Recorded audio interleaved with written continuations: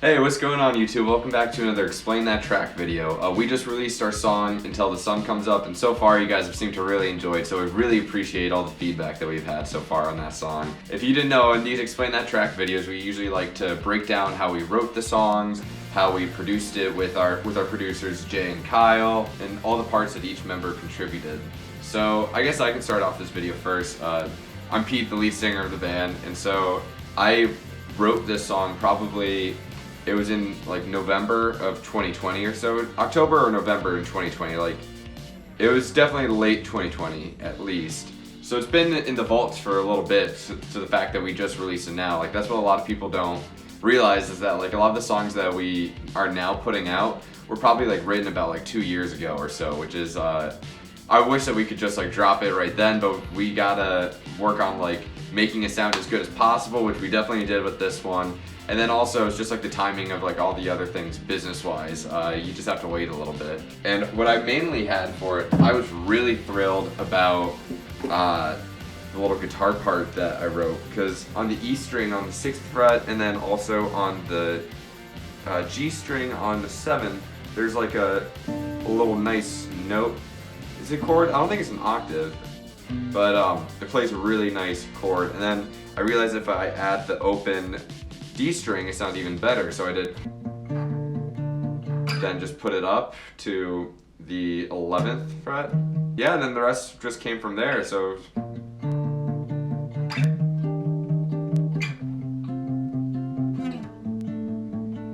that's like how the verse goes and everything. Yeah, I was just like really thrilled whenever I wrote that part. Eventually like had to turn it into something. So I knew it was going to be a great song because both the lyrics and the instrumentation happened at the same time. And what's really cool about this song is that it's an entirely fictional story. A lot of the times our past songs have been like somewhat loosely based around my personal life, or Jarrod too when he contributes lyrics, but this one was entirely fictional, and the words that just came to mind were about a couple where the girlfriend in the relationship then cheats, and then the guy who's could be the homewrecker doesn't realize he's a homewrecker, and then basically doesn't want anything to do with it anymore. Because it's third person, I use only pronouns, so it's just entirely like a different world than what's mine in this song, which is really cool. So I had this song for about like, I would say a year before I showed it to the rest of the band, because we were still working on our album Not About You at the time. And then once Not About You was released, we were finally able to start working on these other songs. So we recorded Until the Sun Comes Up at the same time that we recorded 20 Something Socialist. And it's funny because they're both thematically very different songs. Obviously one of the best parts about the song is that drum fill of Joey's. Like, I'm sure the other guys are gonna say the same thing. Like the drum fill right into the solo, like just really encaptures it all. This is Joey coming to you with a brand new haircut edition of the Explain That track from the Crystal Casino Band YouTube Media Holdings Company. The sort of highlight of the whole song really are those drum fills, if I do say so myself. Now, the original idea for the drum fill is sort of, it was sort of the same rhythmic pattern that is being played during the verse, just moved entirely onto the snare drum. And in the initial demos that we have, I believe that's how the fill sounds.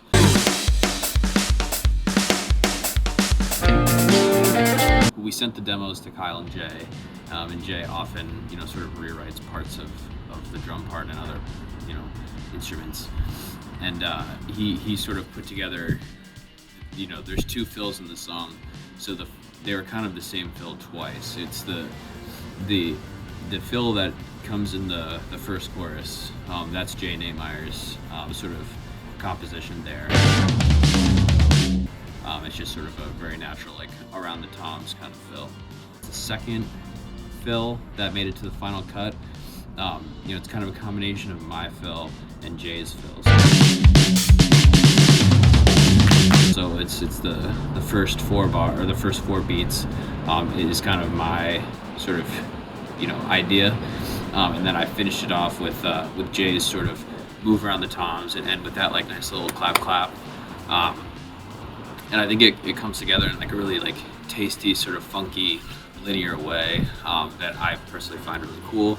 And I know like critics have widely decided that it's I don't know if I should be announcing this here, but it's modern drummers' greatest drum fill of all time. So it's pretty exciting to be given that award. They're also introducing a new category at the Whammies and the Grammys for best drum fill, for which I will be nominated, and I've been told that I will also be winning the award. So pretty cool to get that kind of recognition for that drum fill. And it's cool that it's like sort of a cross between, how I approach the instrument and how Jay approaches the instrument. It comes together in this really cool way. So for my part, for the first rough demo, I really didn't know too much about to play. I was just kind of fooling around, and I originally thought when we were going to record a demo, we were going to record another song that we haven't released yet. So I was prepared for that. And then I only had like a few parts down until the song comes up. So I just kind of like threw together some other parts, and then when we put it all together, we sent it to Jay and Kyle, Sunday Coffee, and Jay was like, yeah, the solo's kind of meandering a little bit, and I was like, yeah, I didn't know I was going to have to play this. Back to the drawing board, so I listened back for the parts that I liked of what I played on our original demo, try to get that live emotion, and I really liked the first half of the solo I did live. Jay did his own solo for it, for the scratch demo, and I liked the ending of his, so we kind of combined the two.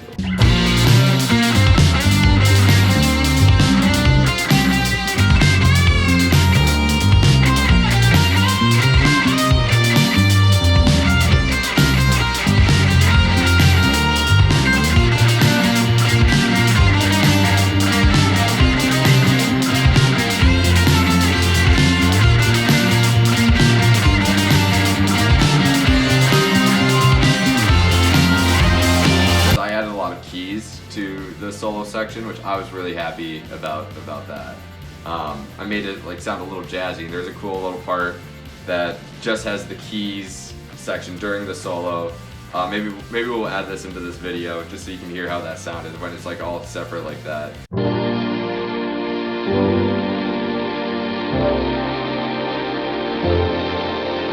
The chorus, we decided to go something along the lines of mimicking the vocal melody to just try to give that more oomph and more power. And then for the second verse, I was kind of trying to channel maybe some Howard Hammond Jr. with Strokes and stuff like that, with just like some triads, just like da da da da. Hey there, it's Jordan here, reporting live from the field. I'm at the Capital Region Welcome Center in New York on my drive up to Vermont. It's a great welcome center, it's a great rest stop, I really recommend it. I've never been, it's one of the nicer ones I've been to, honestly. Kathy Hochul, she left no crumbs when she made this one. There's like animatronics, really cool stuff, so recommend it. So this song, I only come into the chorus actually, so I really wanted to like continue with the bouncy feel of the song, like, come on. So to do that, I didn't want to just like follow the chord structure of the song and play eighth notes. I really wanted to make it follow that bouncy pattern and rhythmic with what Joey and I were doing together. So I kind of like made like a little bit of a riff that's adds some variety and works, I think, well with the vocal melody too. So it's memorable, but it's not too obnoxious either. So it's da da da da da da da da da. So like it's kind of like this like bum bum stop, and then like this like descending line that then goes into like a da-da-da-da, like really bouncy, rhythmic, but nothing too crazy. In the second verse, I don't play in the first verse. The second verse, I added some chords. I wanted to give it a little bit more texture to the song. I think we really wanted to make this a lot of chorus effect on the bass, and it definitely shines through too, I think. Yeah, so some chords in that, I think that was partially inspired by Delta Talking. We'd covered that back in June and a few times after that too, and I just really kind of enjoyed playing chords. I thought they fit well with the song, and like once Pete kind of goes into this faster paced part of the second verse, the chords on the bass kind of follow with it too, you know, adding like a little bit textured layer. I think this song shows the cohesion within the band because I feel like every part does service to the members' talents, whether it be the bass writing of Jordan when he changes what he wants to do. He does like this really cool chords in the second verse, or the drum fills with Joey, which are just like really cool to have in like a rock song like this, really short rock song too. And especially I like the second verse of the song that P wrote because it changes the second half, and I always just get that in my head when we're listening to it, when we're playing it. It just like the melody of it, oof, it's great. All right, well that was Explain That track for Until the Sun Comes Up. I hope you all enjoyed it, and I hope we get to see you guys in the next video. Peace out.